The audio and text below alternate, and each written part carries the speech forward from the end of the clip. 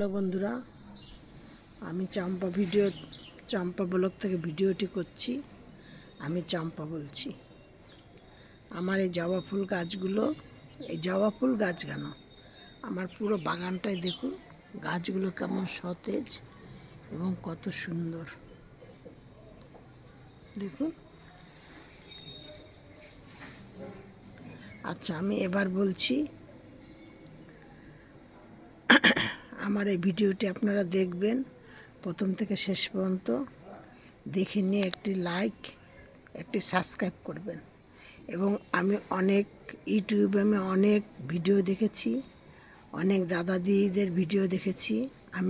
আমি আজকে এমন একটা জিনিস আপনাদেরকে বলবো, আমি কি দিয়ে এই গাছগুলোকে এত সুন্দর করেছি বা এত কিছু নিয়ে এসেছি, এবং কোনো দাদা ভাই বা দিদি ভাইকে বলতে শুনিনি। এবার বলছি আমি কি দিয়েছি গাছের গোড়ায়। মাশরুম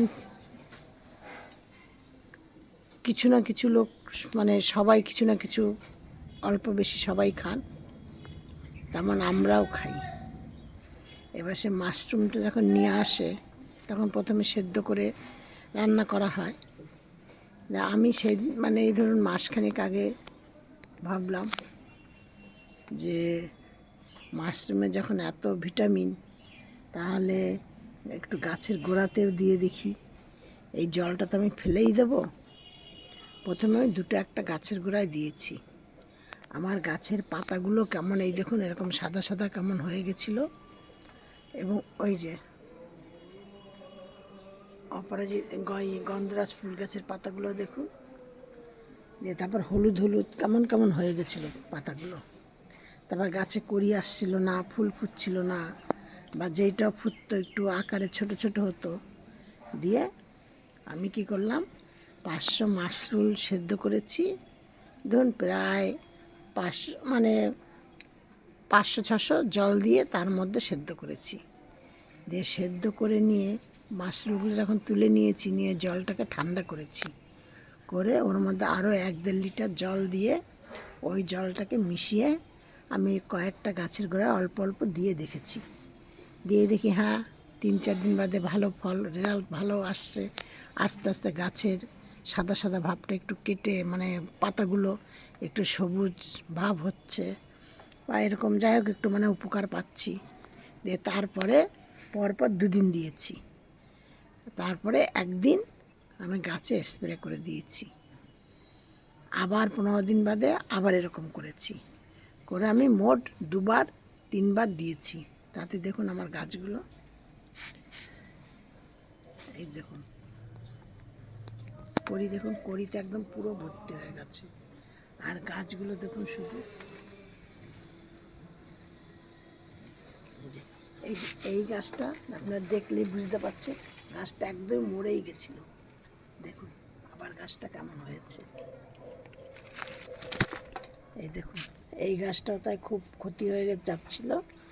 দেওয়ার পরে গাছটা আবার এরকম হয়েছে। তার আমি ধরুন প্রায় 1.5 মাস আগের থেকে এইগুলো দিচ্ছি। 2 বার দিয়েছি, 15 দিন বাদে বাদে দিয়েছি। পরপর 2 দিন ওইভাবে দিয়েছি। 500 মাশরুম, 500-600 জলের মধ্যে সেদ্ধ করে মাশরুমটা তুলে নিয়ে ওই জলটাকে ঠান্ডা করে 1-1.5 লিটার জল দিয়ে আবার মিশিয়ে নিয়ে তারপর গাছের গোড়ায় দিয়েছি। তারপরে পরপর 2 দিন দিয়েছি এইভাবে করে করে। আর তারপরের দিনকে আবার ওরকম সেদ্ধ করে আবার ওরকম জল নিয়ে প্রত্যেকটা গাছে আমি স্প্রে করে দিয়েছি। দেখুন গাছগুলো দেখেছেন কত সুন্দর। এই দেখুন গাছ, এগুলো জবা ফুল গাছ। আমার প্রচুর জবা ফুল গাছ আছে, অনেক রকমের, অনেক কালারের।